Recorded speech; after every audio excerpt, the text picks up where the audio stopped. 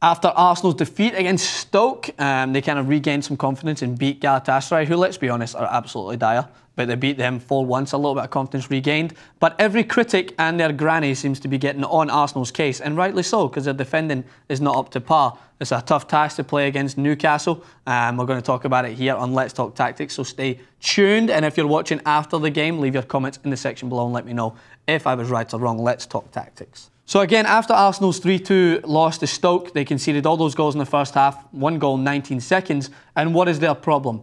It seems to be their defence. But we'll get onto that in a second. Let's check up and see how both of these teams match up.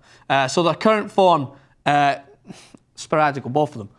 Lost against 3-2 against Stoke. Arsenal, they beat Southampton, which is a good win, beat West Brom, 1-0 wins. Obviously, we know they lost against Man United. But Newcastle, look at that little game at the top there.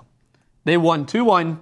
First, they gave Chelsea their first blow of the season, and they deserved it. It has to be said. They deserved it against Chelsea. Different task to go to Arsenal at the Emirates. It depends what Arsenal you're going to play. And there we have, obviously, the true Geordie sitting on the side, our trusty correspondent in Newcastle, who is a die-hard Newcastle fan and very biased at that, but good for him. I'm sure he'll be watching this game eagerly, so we'll tune in with him after that.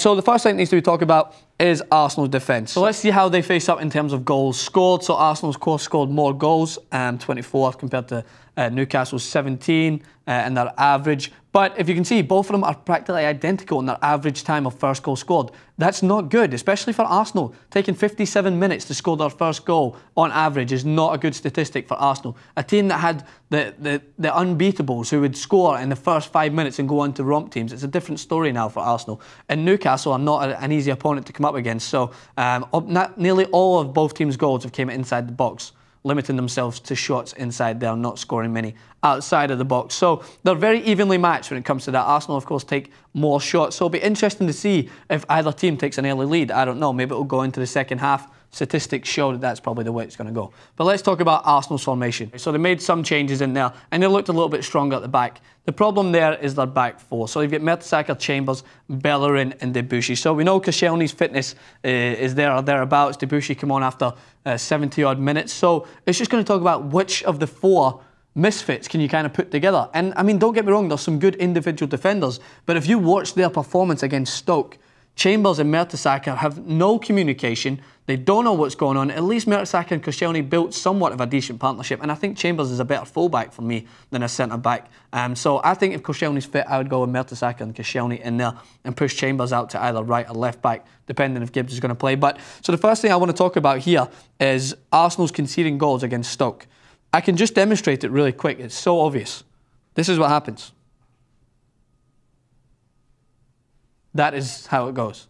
And that's how easy it is to score against Arsenal this year. Because what happened early on in the game is they're allowing crosses into the box. Gibbs gave the right mid so much time to put the ball in the box. It was embarrassing. And he's a good defender.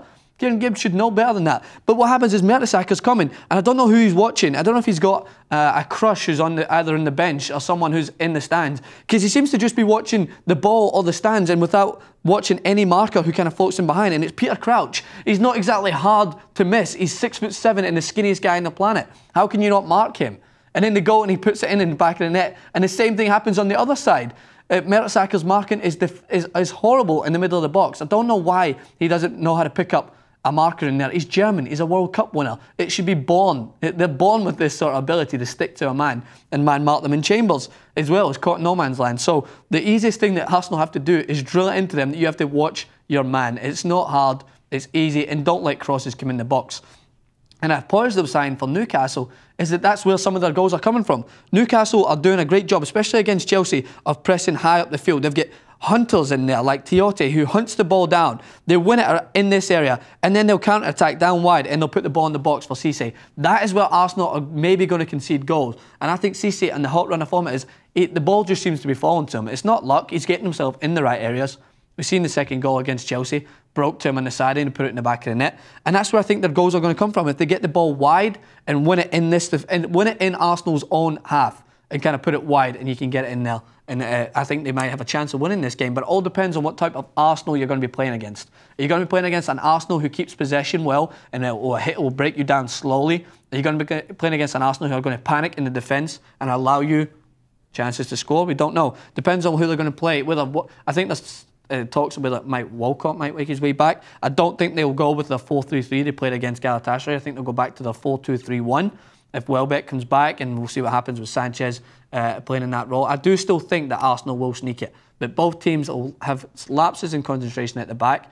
As we know, Newcastle will be flying in confidence after their win against Chelsea. But I predict a 2-1 victory for Arsenal at the Emirates Stadium. I think they just have a little bit too much quality at home against Newcastle. So sorry if I piss off the True Geordie for that there. If they win, I mean, all credit to them. Come back and let me know. But leave your comments in the section below and subscribe to TYT Sport.